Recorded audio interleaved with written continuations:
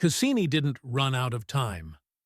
NASA deliberately aimed a billion-dollar spacecraft into Saturn at about 30 kilometers per second and let it burn up on purpose. After 13 years at Saturn and 22 grand finale dives through a gap only about 2,000 kilometers wide, the mission ended in a controlled plunge on September 15, 2017. So why destroy the most successful Saturn probe ever built? Right when it was finding new secrets. Stay with me here, because the real reason is bigger than fuel. If you're thinking, they crashed it because it was old, here's where it gets crazy. Cassini wasn't limping at the end. It was doing its most dangerous, highest-value science of the entire mission. It repeatedly threaded the needle between Saturn's cloud tops and its rings, an area no spacecraft had ever sampled, while still sending data back across roughly 1.2 to 1.6 billion kilometers of space, a one-way light time of about 70 to 90 minutes. Those dives let Cassini weigh the rings and probe Saturn's interior by reading tiny gravity changes that look like noise unless you know exactly what to hunt. And the final decision wasn't just engineering. It was planetary protection.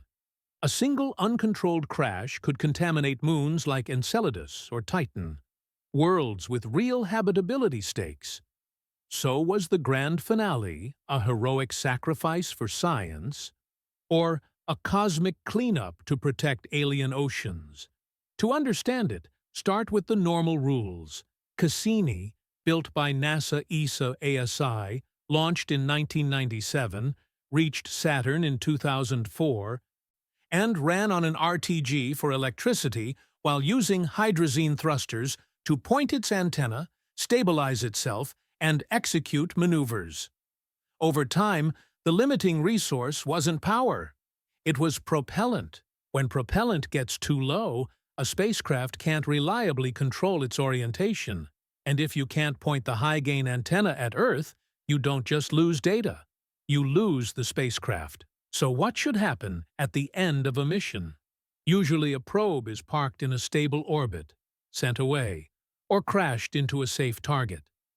This is where things get strange, because Saturn doesn't offer a clean parking lot.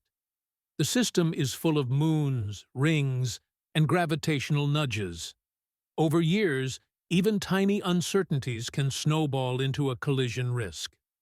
A drifting, uncontrollable spacecraft becomes a long-term hazard in a system that includes potentially habitable environments. Now, follow the story like a detective. From 2004 to 2016, Cassini mapped Saturn and made discoveries that turned it from a pretty planet into a living system. Active jets at Enceladus, Titan's weather and seas, complex ring behavior, a magnetosphere that breathes. Scientists around the world built careers on this data set. But as the mission aged, the team faced a brutal trade-off. Fewer maneuvers left. Every orbit became a decision you couldn't undo. And there were still questions Cassini couldn't solve from far away. How massive are the rings? How fast does Saturn rotate deep down? What's inside Saturn? Core, diluted core, layered interior? How much material is falling from the rings into the planet? Then came the setup move. In late 2016, Cassini used a close Titan flyby, Saturn's gravity steering wheel, to reshape its orbit. One well-timed pass could aim Cassini like a dart, and that new orbit pointed it at the one place no mission had dared to go: the gap between Saturn and the rings. But that region might contain dust, ice grains, and charged particles that could damage the spacecraft. So why risk it? Because Cassini's end wasn't one reason. It was three reasons stacked together. And the countdown matters. First, the now or never science window. The ring planet gap was the only place Cassini could directly sample Saturn's upper atmosphere, taste ring material falling inward. measure the magnetic field at unprecedented proximity, and map gravity in a way that could separate the planet's interior signal from the ring's mass signal.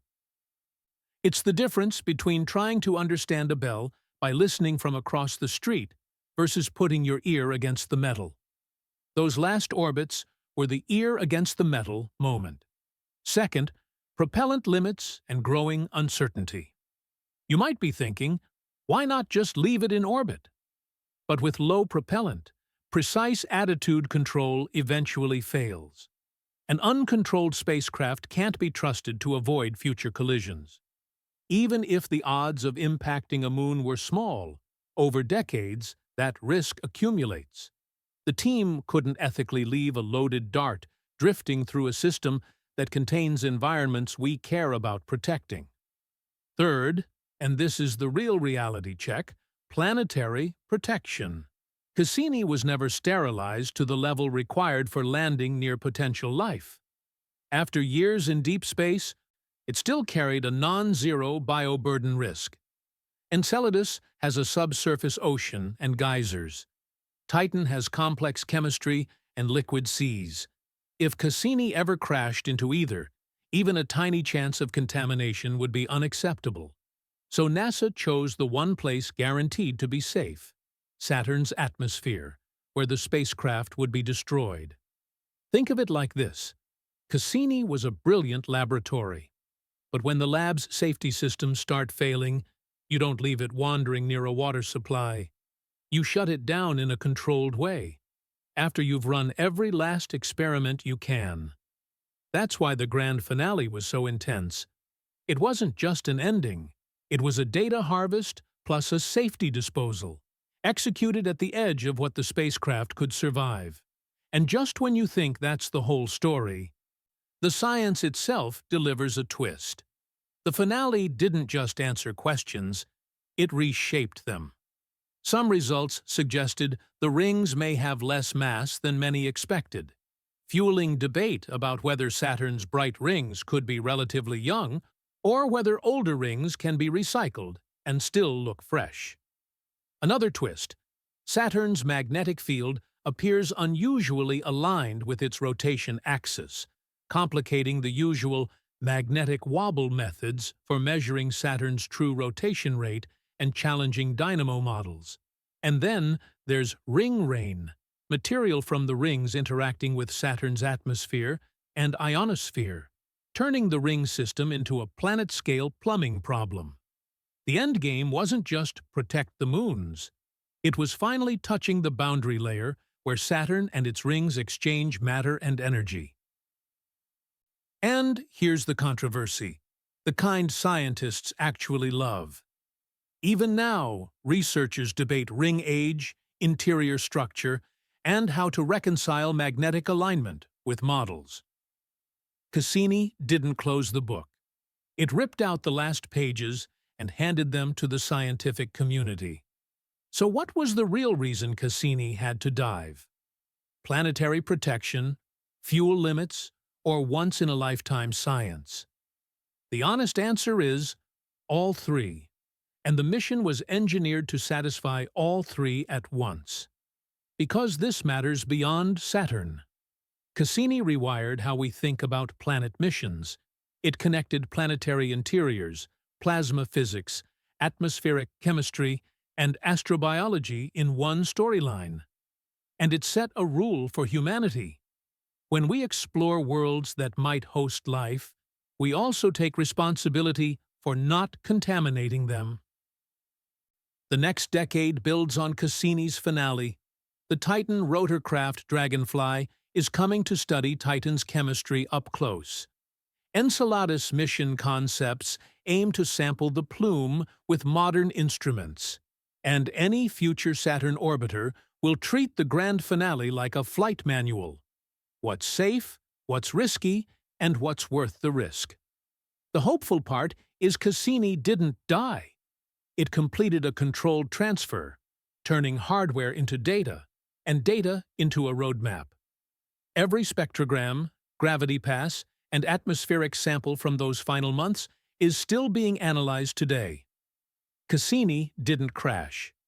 Cassini was aimed, a deliberate finale to protect future worlds and extract the last truth Saturn would give up. Keep looking up, keep asking better questions. See you in the next one.